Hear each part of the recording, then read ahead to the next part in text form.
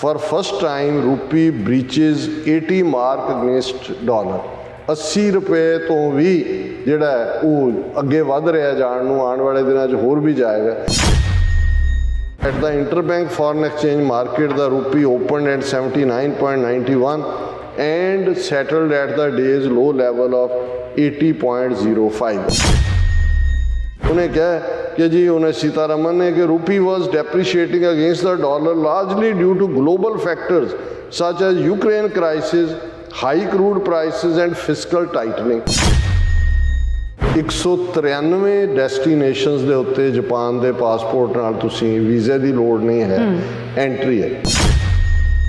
ਭਾਰਤ ਦੇ ਪਾਸਪੋਰਟ ਨਾਲ 67 ਦੇਸ਼ਾਂ 'ਚ ਐਂਟਰੀ ਹੈ ਔਰ ਭਾਰਤ ਦਾ 199 ਦੇਸ਼ਾਂ 'ਚ 87ਵਾਂ ਨੰਬਰ ਹੈ।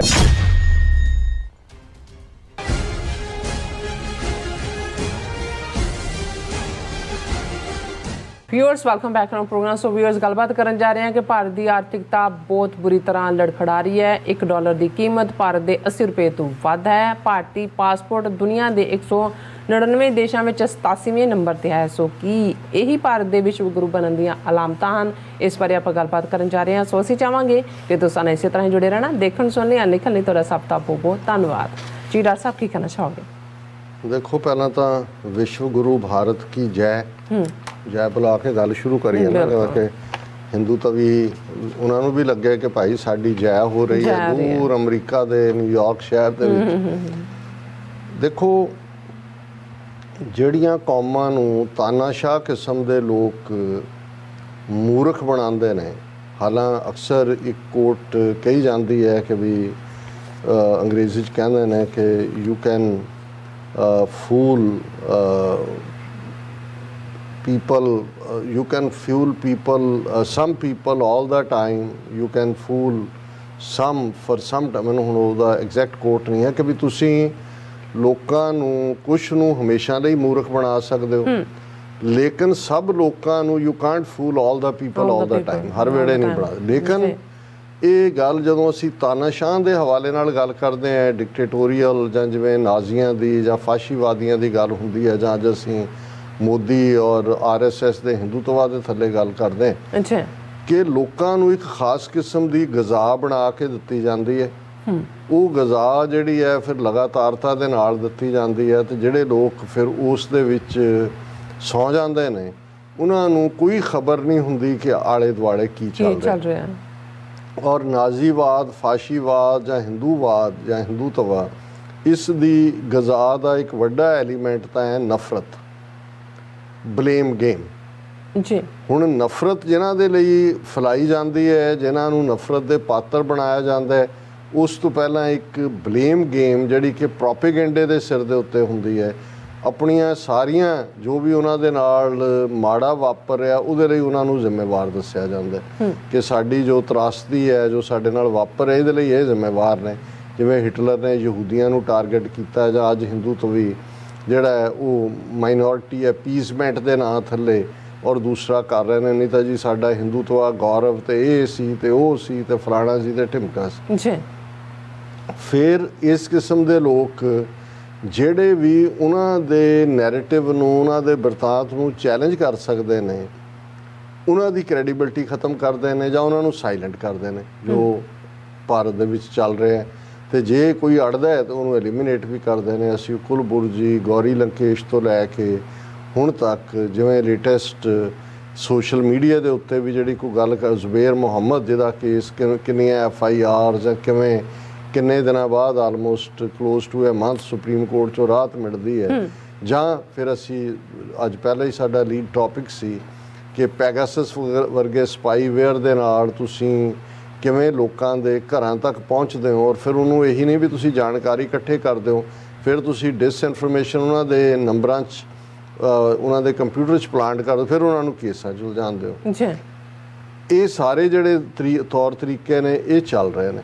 ਲੇਕਿਨ ਲੋਕਾਂ ਨੂੰ ਜਿੱਥੇ ਕਿ ਬੇਸਿਕ ਫੰਡਾਮੈਂਟਲ ਫਰੀਡਮਸ ਐਰੋਡ ਹੀ ਨਹੀਂ, ਹੜੱਪ ਕੀਤੀਆਂ ਜਾ ਰਹੀਆਂ, ਜਿੱਥੇ ਆਮ ਲੋਕ, ਔਰ ਜਿਵੇਂ ਜੇ ਤੁਸੀਂ COVID-19 ਦੇ ਹਵਾਲੇ ਨਾਲ ਦੇਖੋ ਕਿ ਵਰਲਡ ਹੈਲਥ ਆਰਗੇਨਾਈਜੇਸ਼ਨ ਤੋਂ ਕ੍ਰੈਡੀਬਲ ਤਾਂ ਕੋਈ ਹੈਲਥ ਦੀ ਦੁਨੀਆ ਦੀ ਕੋਈ ਸੰਸਥਾ ਨਹੀਂ ਹੈ। ਜੀ ਦੁਨੀਆ ਦੇ ਹੈਲਥ ਨਾਲ ਰਿਲੇਟਡ ਇਸ਼ੂਜ਼ ਦੀ ਜਿਹੜੀ ਹੈ ਉਹ ਪੰਚਾਇਤ ਹੈ। ਔਰ ਉਹਨਾਂ ਦੀ ਫਿਗਰ ਜੇ ਕਹਿੰਦੀ ਹੈ ਕਿ 1.5 ਕਰੋੜ ਲੋਕ 15 ਮਿਲੀਅਨ ਲੋਕ ਕੋਵਿਡ-19 ਦੇ ਵਿੱਚ ਮਰੇ ਔਰ 43 ਲੱਖ ਇਕੱਲੇ ਭਾਰਤ ਦੇ ਵਿੱਚ ਮਰੇ, ਜਿਹੜੇ ਕਲੋਜ਼ ਟੂ 1/3 ਹਰ ਤੀਸਰਾ ਬੰਦਾ।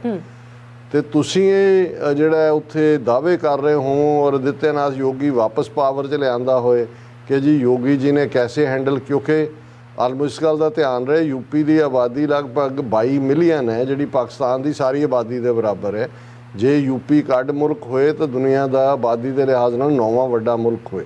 ਅੱਛਾ, ਹੁਣ ਜੇ ਤੁਸੀਂ ਉਸ ਲੈਵਲ ਦੇ ਉੱਤੇ ਜਿਹੜਾ 220 ਮਿਲੀਅਨ 20 ਮਿਲੀਅਨ 220 ਮਿਲੀਅਨ 22 ਕਰੋੜ ਹੁਣ, ਲੇਕਿਨ ਮਤਲਬ ਜਵਾਬਦੇਹੀ ਤਾਂ ਕੋਈ ਹੈ ਨਹੀਂ, ਕਿਉਂਕਿ ਤੁਸੀਂ ਲੋਕਾਂ ਦੇ ਵਿੱਚ ਉਹੀ ਹਾਲਾਂ ਜਿਨ੍ਹਾਂ ਦੇ ਲੋਕ ਮਰੇ ਦਿੱਲੀ ਤੋਂ ਲੈ ਕੇ ਸਾਰੇ ਪਾਸੇ ਆਕਸੀਜਨ ਤੱਕ ਨਹੀਂ ਹੈ, ਪਰ ਜਿੱਥੇ ਤੁਹਾਡਾ ਥੱਲਾ ਲੱਗ ਰਿਹਾ ਹੋਏ ਤੇ ਤੁਸੀਂ ਇਹ ਕਹਿ ਰਹੇ ਹੋ ਕਿ ਭਾਰਤ ਵਿਸ਼ਵ ਗੁਰੂ ਬਣਨੇ ਕੀ ਤਰਫ ਅਗਰਸਰ ਹੈ, ਵੀ ਵੱਧ ਰਿਹਾ ਅੱਗੇ। ਅਸੀਂ ਦੇਖੋ ਵਿਸ਼ਵ ਗੁਰੂ, ਕੋਈ ਝੂਠੀ ਖਬਰ ਦੇਖੋ ਜੀ, ਬਿਲ ਗੇਟਸ ਨੇ ਵਧਾਈ ਦੇ ਦਿੱਤੀ ਕਿ ਜੀ ਅਸੀਂ ਇੰਨੇ ਕਰੋੜਾਂ ਨੂੰ ਜਿਹੜੀ ਹੈ ਉਹ ਕੋਵਿਡ ਦੀ ਵੈਕਸੀਨੇਸ਼ਨ ਦੇ ਦਿੱਤੀ। ਇਹ ਵੱਡੀ ਖਬਰ ਚੱਲ ਰਹੀ ਹੈ ਡੇ ਐਂਡ ਨਾਈਟ ਕਿ ਜੀ, ਔਰ ਮੋਦੀ ਜੀ ਨੇ ਇਹ ਕਰਤਾ। ਪਹਿਲਾਂ ਉਹਨਾਂ ਨੇ ਬਣਾਇਆ ਹੀ ਹੈ ਵੀ ਦੁਨੀਆ ਭਰ ਨੂੰ ਵੈਕਸੀਨ ਜਿਹੜੀ ਆ ਉਹ ਇੰਡੀਆ ਨੇ ਹੀ ਦਿੱਤੀ ਹੈ। ਜਦੋਂ ਆਪਣੇ ਮਰੇ ਜਾਵਾਂਗੇ ਕਿੱਥੇ ਗਈ ਵੈਕਸੀਨ ਤੁਹਾਡੀ, ਕਿ ਭਾਈ ਹੁਣ ਇਹ ਸਾਰੇ ਦੇ ਚੱਲਦੇ ਆ। ਯੂਕਰੇਨ ਦੇ ਉੱਤੇ ਰੂਸ ਦਾ ਅਟੈਕ ਆਇਆ, ਜੇ ਇਸ ਦਾ ਸਭ ਤੋਂ ਵੱਧ ਫਾਇਦਾ ਕਿਸੇ ਨੇ ਚੁੱਕਿਆ ਇਸ ਲਈ ਕਿਉਂਕਿ ਇੱਕਦਮ ਉਸ ਯੂਕਰੇਨ ਦੀ ਜੰਗ ਤੋਂ ਬਾਅਦ ਜਿਹੜੀ ਕਰੂਡ ਆਇਲ ਦੇ ਪ੍ਰਾਈਸਿਸ ਨੇ ਉਹ ਅਪ ਚਲੇ ਗਏ।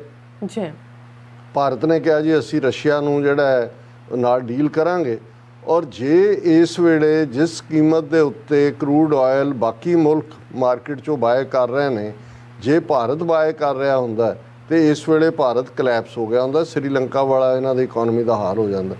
ਹੁਣ ਕਿਉਂਕਿ ਸਬਸਿਡਾਈਜ਼ਡ ਲੈ ਰਹੇ ਨੇ, ਲੈ ਵੀ ਰੂਬਲ ਵਰਸਸ ਰੂਪੀ ਦੇ ਵਿੱਚ ਟ੍ਰੇਡ ਹੈ, ਤੇ ਇੰਟਰਨੈਸ਼ਨਲ ਜਿਹੜੀ ਇੰਪੋਰਟ ਐਕਸਪੋਰਟ ਹੈ ਉਹ ਡਾਲਰ ਹੈ, ਉਹਦੇ 'ਚ ਹਰ ਚੀਜ਼ ਡਾਲਰ ਨਾਲ ਜੁੜੀ ਹੋਈ ਹੈ। ਲੇਕਿਨ ਇਸ ਸਭ ਦੇ ਬਾਵਜੂਦ ਕਿ ਰੂਬਲ ਰੂਪੀ ਡੀਲ ਚੱਲ ਰਹੀ ਹੈ, ਸਬਸਿਡਾਈਜ਼ਡ ਆਇਲ ਲੈ ਰਹੇ ਨੇ, ਭਾਰਤ ਦਾ ਹਾਲ ਕੀ ਹੈ, ਕਿਵੇਂ ਇਹਨਾਂ ਦੀ ਇਕਨੋਮੀ ਲੜਖੜਾ ਰਹੀ ਹੈ ਬੁਰੀ ਤਰ੍ਹਾਂ, ਕਿ ਇਸ ਵੇਲੇ ਜਿਹੜੀਆਂ ਲੇਟੈਸਟ ਖਬਰਾਂ ਨੇ, for first time rupee breaches 80 mark against dollar. 80 ਰੁਪਏ ਤੋਂ ਵੀ ਜਿਹੜਾ ਉਹ ਅੱਗੇ ਵੱਧ ਰਿਹਾ ਜਾਣ ਨੂੰ, ਆਉਣ ਵਾਲੇ ਦਿਨਾਂ 'ਚ ਹੋਰ ਵੀ ਜਾਏਗਾ। ਔਰ ਜਿਹੜੀ ਉਹ ਸੀਤਾਰਮਨ ਬਿਠਾਈ ਉਹ ਜਸਟੀਫਾਈ ਕਰ ਰਹੀ ਹੈ ਕਿ ਜੀ ਦੁਨੀਆ 'ਚ ਗਲੋਬਲ ਲੜਖੜਾ ਰਿਹਾ।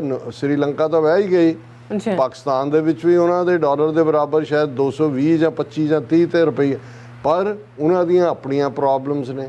ਤੁਹਾਨੂੰ ਤਾਂ ਜਿਹੜਾ ਕਿਉਂਕਿ ਉਹਨਾਂ ਨੇ ਤਾਂ ਆਇਲ ਵੀ ਉਹੀ ਜਿਹੜਾ ਇੰਟਰਨੈਸ਼ਨਲ ਮਾਰਕੀਟ 'ਚ ਹੈ ਉਸੇ ਹੀ ਭਾਅ 'ਤੇ ਬਾਏ ਕਰਨਾ ਤੁਸੀਂ, ਔਰ ਡਾਲਰ 'ਚ ਬਾਏ ਕਰਨਾ। ਇੰਡੀਆ ਦੀ ਤਾਂ ਜਿਹੜੀ ਸਬਸਿਡਾਈਜ਼ਡ ਵੀ ਹੈ ਉਹ ਰੂਬਲ ਹੈ, ਜਿੰਨਾ ਮਰਜ਼ੀ ਰੁਪਏ ਛਾਪੇ ਜਾਓ ਤੁਸੀਂ।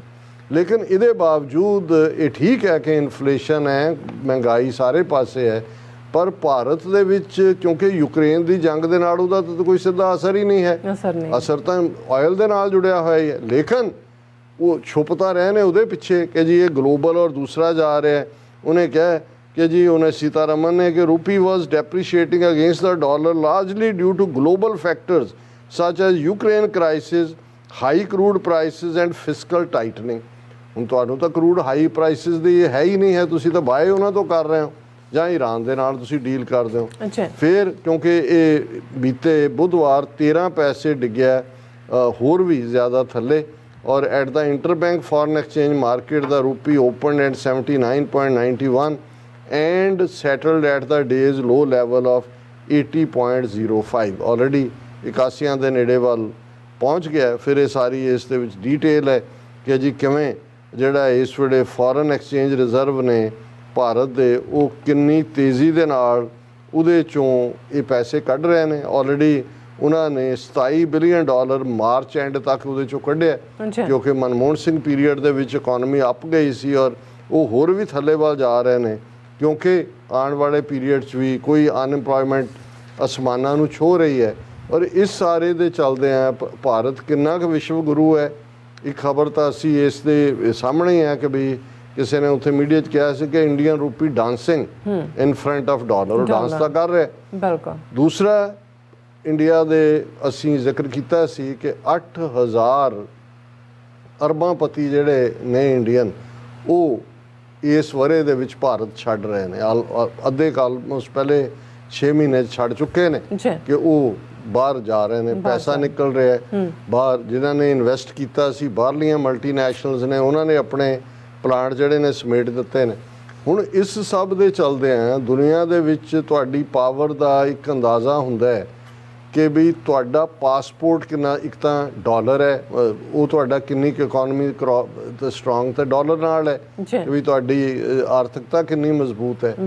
ਦੂਸਰਾ, ਤੁਹਾਡੀ ਮਜ਼ਬੂਤੀ ਨੂੰ ਜਾਂ ਤੁਹਾਡੀ ਸਟਰੈਂਥ ਨੂੰ ਬਾਹਰਲੇ ਕਿੰਨੇ ਮੰਨਦੇ ਨੇ, ਉਹਦਾ ਕ੍ਰਾਈਟੇਰੀਆ ਹੁੰਦਾ ਪਾਸਪੋਰਟ ਕਿ ਵੀ ਤੁਹਾਡੇ ਪਾਸਪੋਰਟ ਦੇ ਉੱਤੇ ਕਿੰਨੇ ਮੁਲਕਾਂ 'ਚ ਤੁਹਾਨੂੰ ਐਂਟਰੀ ਮਿਲਦੀ ਹੈ। ਹੁਣ ਇਹਨਾਂ ਦੀ ਔਰ ਇਸ ਦੇ ਉੱਤੇ ਦੁਨੀਆ ਦੀ ਜਿਹੜੀ ਅੱਖ ਰੱਖਣ ਵਾਲੀ ਸੰਸਥਾ ਹੈ ਉਹ ਹੈ ਹੈਨਲੀ ਪਾਸਪੋਰਟ ਇੰਡੈਕਸ। ਉਹਨਾਂ ਦੀ ਰਿਪੋਰਟ ਹੈ ਅੱਜ ਦੀ ਕਿ ਵਰਲਡਸ ਸਟਰੋਂਗੈਸਟ ਪਾਸਪੋਰਟ, ਵੀ ਕਿਹਦਾ ਪਾਸਪੋਰਟ 199 ਮੁਲਕਾਂ ਦਾ ਉਹਨਾਂ ਨੇ ਜਿਹੜਾ ਸਟੱਡੀ ਕੀਤੀ। ਹੁਣ ਬਹੁਤਿਆਂ ਨੇ ਕਦੀ ਵਾਰੀ ਕਿਸੇ ਨੇ ਸਾਨੂੰ ਪੁੱਛਿਆ ਸੀ ਕਿ ਜੀ ਤੁਸੀਂ 194 ਮੁਲਕ ਕਹਿੰਦੇ ਹੋ, ਪਰ ਕਈ ਰਿਪੋਰਟਾਂ 'ਚ ਜਿਵੇਂ ਹੁਣ ਇਹਦੇ 'ਚ 199 ਫਿਗਰ ਹੈ। 194 ਉਹ ਨੇ ਜਿਹੜੇ ਯੂਨਾਈਟਿਡ ਨੇਸ਼ਨਸ ਦੇ ਮੈਂਬਰ ਨੇ। ਬਿਲਕੁਲ। ਔਰ ਇਹਨਾਂ ਤੋਂ ਇਲਾਵਾ ਉਹ ਦੇਸ਼ ਵੀ ਨੇ ਜਿਨ੍ਹਾਂ ਨੇ ਕੁਛ ਨੇ ਖੁਦ ਹੀ ਮੈਂਬਰਸ਼ਿਪ ਨਹੀਂ ਲਈ ਔਰ ਕੁਛ ਨੂੰ ਐਕਸੈਪਟ ਨਹੀਂ ਕੀਤਾ ਹੋਇਆ, ਪਰ ਉਹ ਮੁਲਕ ਦੇ ਤੌਰ ਤੇ ਨੇ।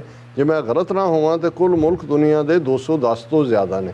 ਸੋ ਇਹਨਾਂ ਨੇ 199 ਦੇਸ਼ਾਂ ਦੇ ਪਾਸਪੋਰਟ ਦਾ ਜਿਹੜਾ ਉਹ ਦੇਖਿਆ ਵੀ ਕਿੰਨਾ ਭਾਰ ਹੈ, ਕਿੰਨੀ ਐਂਟਰੀ ਹੈ। India ranks 87th with access to 67 countries. ਸਿਰਫ ਜਿਹੜਾ ਭਾਰਤ ਦੇ ਪਾਸਪੋਰਟ ਨਾਲ 67 ਦੇਸ਼ਾਂ 'ਚ ਐਂਟਰੀ ਹੈ ਔਰ ਭਾਰਤ ਦਾ 199 ਦੇਸ਼ਾਂ 'ਚ 87ਵਾਂ ਨੰਬਰ ਹੈ ਇਹਨਾਂ ਦੀ ਪਾਸਪੋਰਟ ਦੀ। ਇਹ ਤੋਂ ਤੁਸੀਂ ਅੰਦਾਜ਼ਾ ਲਾਓ ਕਿ ਕਿੰਨਾ ਕਿ ਵਿਸ਼ਵ ਗੁਰੂ ਹੈ। ਔਰ ਸਭ ਤੋਂ ਉੱਪਰ ਜਿਹੜਾ ਪਾਸਪੋਰਟ ਹੈ ਦੁਨੀਆ ਜਿਹਦੀ ਮੈਕਸਿਮਮ ਐਂਟਰੀ ਆ ਉਹ ਅਮਰੀਕਾ ਨਹੀਂ ਹੈ, ਜਾਪਾਨ ਹੈ। ਹੁਣ ਤੁਸੀਂ ਉਹੀ ਜਾਪਾਨ ਸੈਕੰਡ ਵਰਲਡ ਵਾਰ 'ਚ ਉਹਦੀ ਤਬਾਹੀ, ਕਿਸ ਕਦਰ ਉਹਦੇ 'ਤੇ ਅੱਜ ਵੀ ਪਾਬੰਦੀਆਂ, ਔਰ ਇਸ ਇੰਡੈਕਸ ਦੇ ਵਿੱਚ 193 ਡੈਸਟੀਨੇਸ਼ਨਸ ਦੇ ਉੱਤੇ ਜਾਪਾਨ ਦੇ ਪਾਸਪੋਰਟ ਨਾਲ ਤੁਸੀਂ ਵੀਜ਼ੇ ਦੀ ਲੋੜ ਨਹੀਂ ਹੈ, ਐਂਟਰੀ ਹੈ। ਇਸ ਤੋਂ ਬਾਅਦ ਸਿੰਗਾਪੁਰ ਹੈ ਔਰ ਫਿਰ ਸਾਊਥ ਕੋਰੀਆ ਹੈ। ਹੁਣ ਕਿਉਂਕਿ ਜਾਪਾਨ ਔਰ ਸਾਊਥ ਕੋਰੀਆ ਉਹ ਨੇ ਜਿਨ੍ਹਾਂ ਨੇ ਇਕਨੋਮਿਕਲੀ ਉਸ ਲੈਵਲ 'ਤੇ ਆਪਣੇ ਆਪ ਨੂੰ ਲਿਆਂਦਾ ਹੈ ਕਿ ਦੁਨੀਆ ਦੇ ਮੁਲਕ ਦੇਖਦੇ ਨੇ ਕਿ ਭਾਈ ਜੇ ਇਹਨਾਂ ਦੇ ਸਿਟੀਜ਼ਨ ਆਉਣ ਤੇ ਛਨ ਛਨ ਕਰਦੀ ਜਿਹੜੀ ਹੈ ਮਾਇਆ ਦੇਵੀ ਆਏਗੀ। ਔਰ ਫਿਰ ਇਹ ਸਾਰਿਆਂ ਤੋਂ ਬਾਅਦ ਜਿਹੜੀਆਂ ਨੇ ਜਰਮਨ, ਸਪੇਨ ਔਰ ਜ਼ਾਹਰ ਹੈ ਅਮਰੀਕਾ, ਯੂਰਪੀਅਨ ਕੰਟਰੀ ਸਾਰੀਆਂ ਡਿਵੈਲਪਡ ਨੇ। ਔਰ ਭਾਰਤ ਦੇ ਬਰਾਬਰ ਹੁਣ ਇਹ ਕਹਿਣਾ ਹੋਇਆ ਕਿ ਬਈ ਭਾਰਤ ਦਾ ਕਲਾਸ ਫੈਲੋ ਕੌਣ ਹੈ, ਹੁਣ ਵਿਸ਼ਵ ਗੁਰੂ ਦੇ ਕਲਾਸ ਫੈਲੋ ਵੀ ਤਾਂ ਦੇਖਣੇ ਨੇ। ਮੌਰੀਸ਼ੀਅਸ ਤੇ ਤਾਜ਼ਿਕਸਤਾਨ। ਹੁਣ ਮੌਰੀਸ਼ੀਅਸ ਤੇ ਤਾਜ਼ਿਕਸਤਾਨ ਉਹ ਮੁਲਕ ਨੇ ਜਿਨ੍ਹਾਂ ਦਾ ਰੈਂਕ ਵੀ 87th ਹੈ। ਹੁਣ ਇਹ ਜੇ ਸਾਰਾ ਭਾਰਤ ਨੂੰ ਵਿਸ਼ਵ ਗੁਰੂ ਬਣਾਉਣ ਦੇ ਵਿੱਚ ਮਦਦਗਾਰ ਹੈ ਤੇ ਫਿਰ ਉਹਨਾਂ ਨੂੰ ਵਧਾਈਆਂ। ਰਹੋ ਆਪਣੀ ਝੂਠ ਦੀ ਨਗਰੀ ਦੇ ਵਿੱਚ ਤੇ ਅਲਟੀਮੇਟਲੀ ਜਿਹੜਾ ਝੂਠ ਦੀ ਨਗਰੀ 'ਚ ਰਹਿਣ ਵਾਲੇ ਅਲਟੀਮੇਟਲੀ ਤਬਾਹੀ ਦੇ ਇਹ ਕਹੋ ਕਿ ਦਹਾਨੇ ਤੇ ਹੀ ਖਲੋਤੇ ਹੁੰਦੇ ਨੇ। ਬਾਕੀ ਮੈਟਰ ਆਫ ਟਾਈਮ ਹੁੰਦਾ ਹੈ ਕਿ ਕਦੋਂ ਤਬਾਹੀ ਆ ਰਹੀ। ਜੀ ਡਾਕਟਰ ਸਾਹਿਬ ਤੁਹਾਡਾ ਬਹੁਤ ਬਹੁਤ ਸ਼ੁਕਰੀਆ। ਸਾਥ ਲੈਣਾ ਬ੍ਰੇਕ। ਵਿਊਅਰਸ ਤੁਸੀਂ ਇਸੇ ਤਰ੍ਹਾਂ ਹੀ ਬਣੇ ਰਹਿਣਾ। ਮਿਲਦੇ ਹਾਂ ਛੋਟੇ ਜਿਹੇ ਬ੍ਰੇਕ ਤੋਂ ਬਾਅਦ।